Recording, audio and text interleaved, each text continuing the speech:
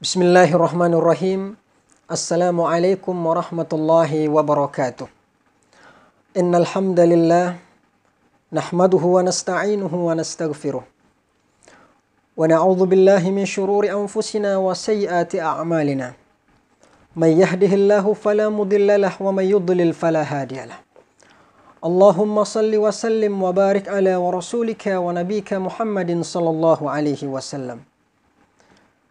Rabbi israh li sadri wa yassir li amri wahlul 'uqdatam min lisani yafqahu qawli, amma ba'd. Salah satu mukjizat terbesar yang diturunkan Allah Subhanahu wa taala yang kemudian menjadi sumber utama ajaran Islam adalah Al-Qur'anul Karim. Al-Quran tidak hanya dikenal menjadi sumber utama ajaran Islam, tetapi juga menjadi sumber inspirasi membangun sebuah peradaban. Pada masa lalu, umat Islam sukses mewujudkan peradaban Islam kosmopolitan berkat inspirasi Al-Quran. Mengapa umat Islam masa kini kemudian menjadi pertanyaannya, belum mampu mewujudkan Islam rahmatan lil alamin atau peradaban Islam rahmatan lil alamin dengan inspirasi Al-Quran yang sama? Padahal kalau kita melihat bahwa wahyu pertama Al-Quranul Karim yang setiap Ramadan tanggal 17 kita selalu peringati bersama, yaitu peringatan Nuzulul Quran, yaitu turunnya ayat suci Al-Quran. Nuzulul Quran dipahami sebagai turunnya ayat Al-Quran yang dibawa oleh malaikat Jibril dari Baitul Izzah ke bumi, yaitu kepada Nabi Muhammad sallallahu alaihi wasallam. Yang pertama kali wahyu turun adalah Al-Quran surah Al-Alaq ayat 1 sampai dengan 5. Ketika turunnya ayat ini, Nabi sallallahu alaihi wasallam ketika itu sedang bertahanus, usianya ketika itu adalah 40 tahun. Ada yang mengatakan 43 tahun. Ada yang mengatakan 42 tahun. Karena ketika itu usia Nabi adalah 40 plus 6 bulan. Ketika itu datanglah malaikat Jibril, "Iqra ya Muhammad." Bacalah wahai Muhammad. Ma'ana biqari. Di dekapnya Nabi sampai sesak dadanya. Bahkan dikisahkan dalam beberapa riwayat sampai kemudian Nabi itu merasakan hampir seperti rasa orang mau mati. Iqra ma'ana biqari. Kemudian sampai yang ketiga kali kemudian Jibril berkata, "Iqra bismi rabbikal ladzi khalaq." Bacalah dengan menyebut nama Tuhan. Khalaqal insana min alaq. Yang telah menciptakan manusia dari alaq. Iqra wa rabbukal akram. Bacalah dengan menyebut nama Tuhanmu yang mulia. Alladzi 'allama bil qalam. Yang telah mengajarkan manusia dengan pena. 'Allamal insana ma lam ya'lam.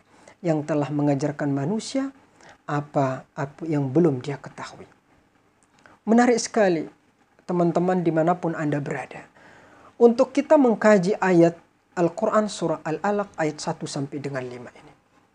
Di sini adalah awal mula titik kunci peradaban tentang pentingnya membangun sebuah peradaban.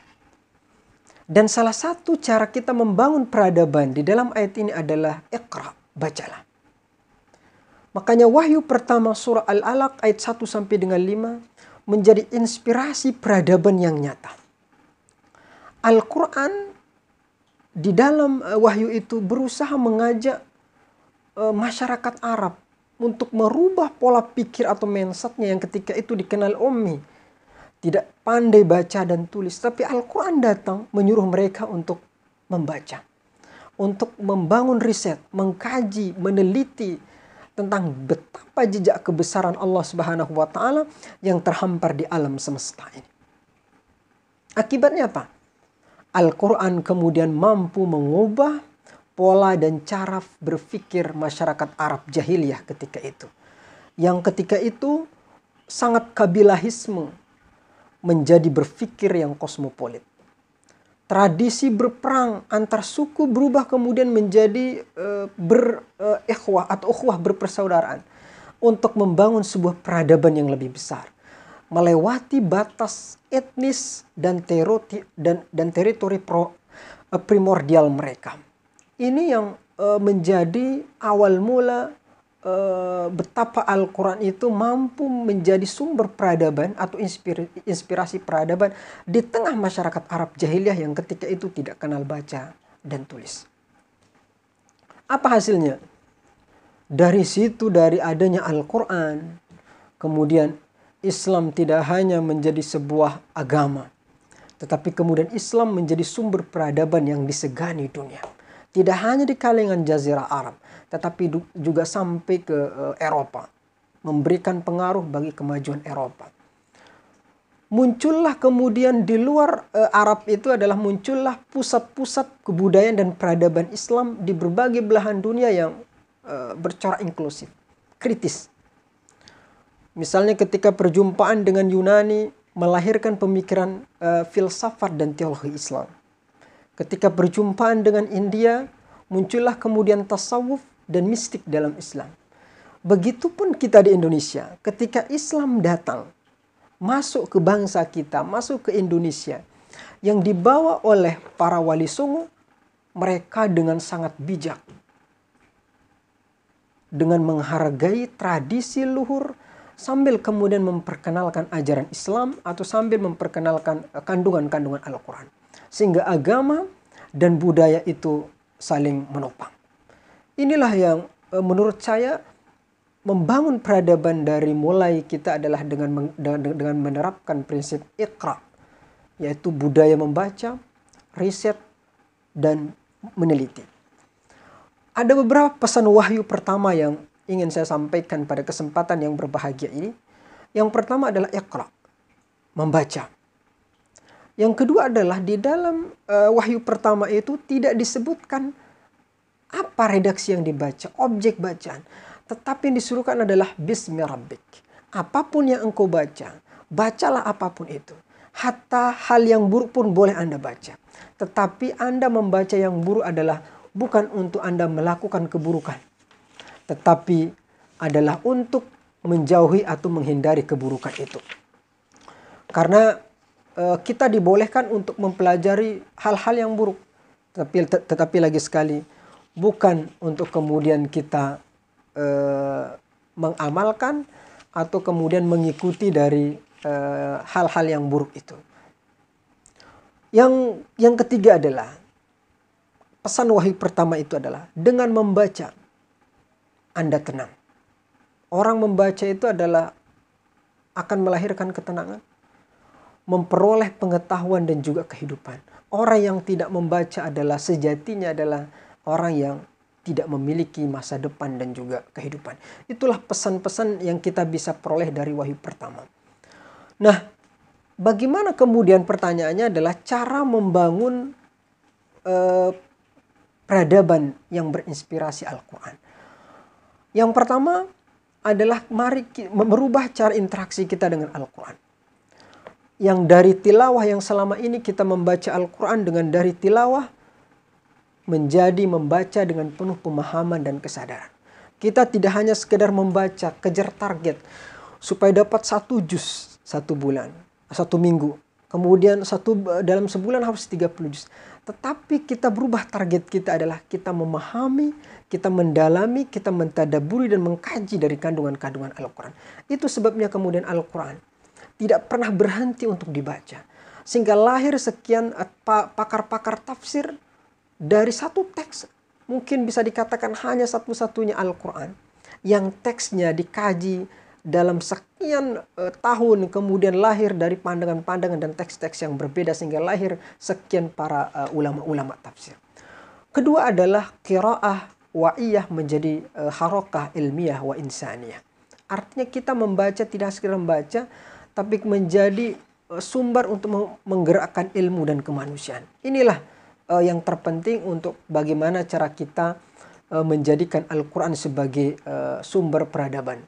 Karena kalau kita lihat ada 5 misi Al-Quran itu. Yang pertama adalah agar kaya ilmu pengetahuan. Yang kedua adalah menjadi manusia berkualitas. Salah satu cara mencapai manusia berkualitas itu adalah dengan bertauhid, dengan tazkiyatun nufus. Kemudian yang ketiga adalah membangun tatanan sosial yang berkeadilan. Seperti disebutkan dalam hadis Nabi Sallallahu Alaihi Wasallam, "Innama bu'istu liutammima makarimal akhlak." Sesungguhnya aku diutus ke atas muka bumi ini adalah untuk menyempurnakan akhlak.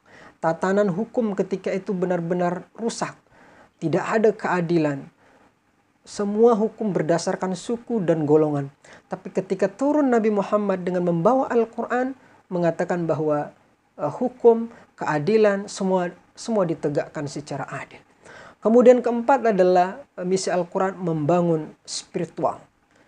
Jiwa kita, diri kita ini terdiri dari dua. Ada unsur jasmani dan juga rohani. Unsur jasmani kita bisa tempuh melalui olahraga dan juga makan makanan yang bergizi. Tetapi rohani juga membutuhkan makanan-makanan yang bernutrisi. Salah satunya adalah dengan berzikir. Ala bizikrillahi tatma'innul qulub. Ketahuilah bahwa dengan berzikir kepada Allah, hati menjadi tenang. Berzakat, salat, berhaji dan seterusnya. Dan misi Al-Quran yang kelima itu adalah beramal saleh. Karena itu dalam Al-Quran sering kita temukan innal ladzina amanu wa 'amilus shalihat. Amanu 'amilus shalihat. Amanu 'amilus shalihat. Karena implementasi dari nilai-nilai keimanan itu adalah terpatri melalui amal soleh. Amal soleh juga bisa diartikan dengan bekerja secara profesional. Mudah-mudahan bermanfaat dan mudah-mudahan peristiwa nuzulul Quran di pertengahan bulan Ramadan ini semakin meneguhkan keyakinan kita untuk membangun peradaban di muka bumi ini. Berperadaban Islam yang menjadi rahmatan lil alamin melalui inspirasi dari Al-Quran. Mudah-mudahan bermanfaat. Wallahul muwaffiq wal hadi ila sabilir rasyad. Assalamualaikum warahmatullahi wabarakatuh.